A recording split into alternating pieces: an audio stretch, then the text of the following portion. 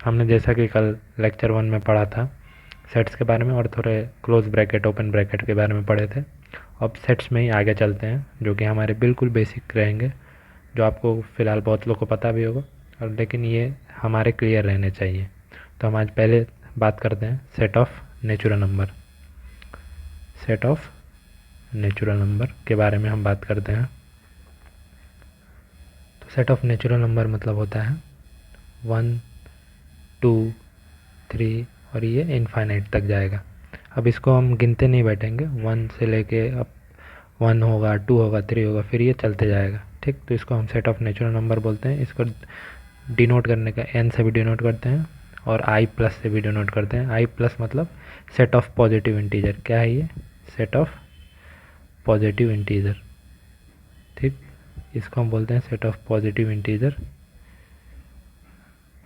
अब हम बात करते हैं दूसरा, सेट ऑफ होल नंबर।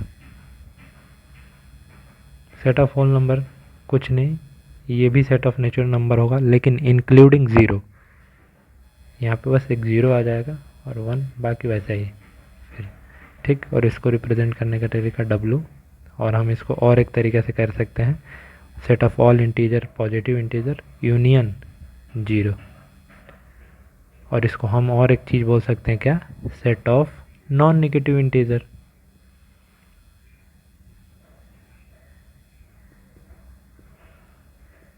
ठीक, इतना हो गया। अब नॉन नेगेटिव इंटीजर बोल सकते हैं इसको हम। ठीक, नॉन नेगेटिव जो होता है, नॉन नेगेटिव का ये मतलब बिल्कुल भी नहीं होता है कि only positive.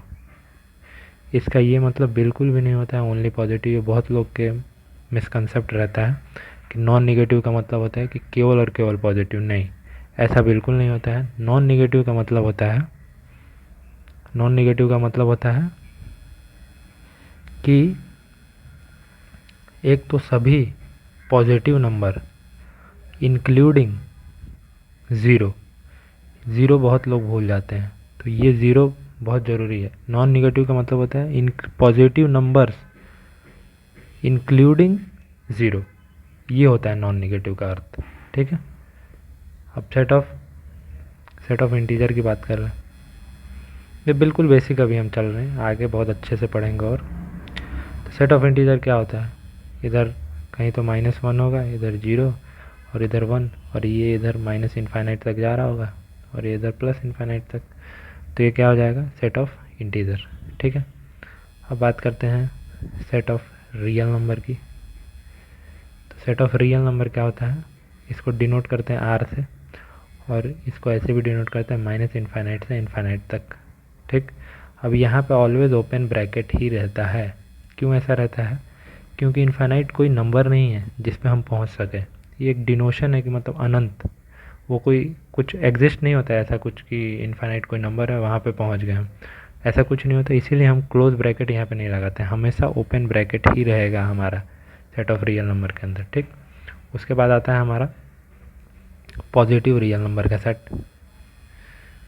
Positive real number के सेट में क्या आता है, पॉजिटिव रियल नंबर का सेट जो होता है वो होता है, इसको डिनोट करते हैं R प्लस से भी, और इसको हम बोलते हैं ऐसे 0 से इनफाइनाइट, ऐसे इसको डिनोट करते हैं। ठीक, 0 से इनफाइनाइट क्या है? ये पॉजिटिव रियल नंबर का सेट है, ये positive real number set.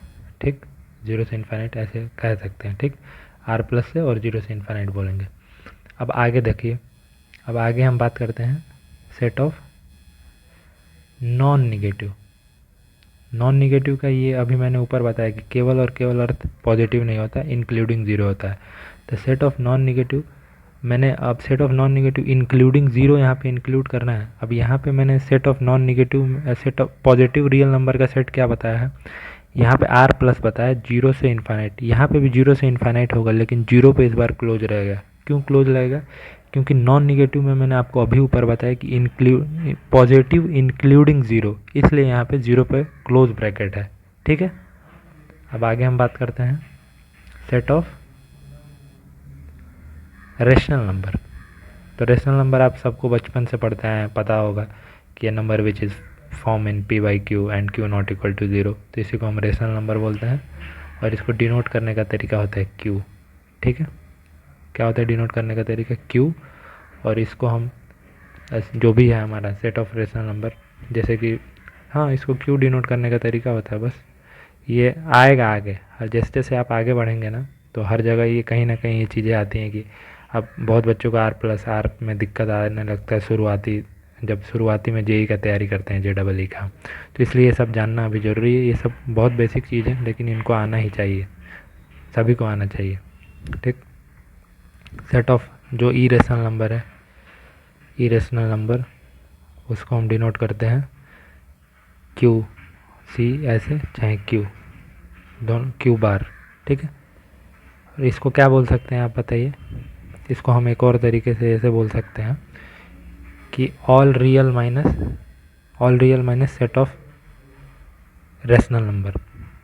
All real number में से हमने रेशनल नंबर का सेट घटा दिया तो क्या बच गया? इरेशनल नंबर का सेट। तो यही लिखा है हमने। एग्जाम्पल क्या होते हैं इरेशनल नंबर के? पाई हो गया आपका, ई हो गया, ई पता है ना आपका 2 पॉइंट समथिंग होता है, पाई होता है 3.14, ऐसे चलता जाता है। ठीक है, ये हो गया। अब हम बात करते हैं, हाँ एक बेसिक कंसेप्ट की हम बात करते हैं। जैसे कि आपको दो नंबर दे दिया मैंने, आपको दो नंबर मैंने दिया, एग्जाम्पल में ले लीजिए 1 दे दिया और एक 2 दे दिया। ठीक, अब इनके बीच में मैंने बोला कि एक ऐसा नंबर बताइए जो 2 से जस्ट छोटा हो।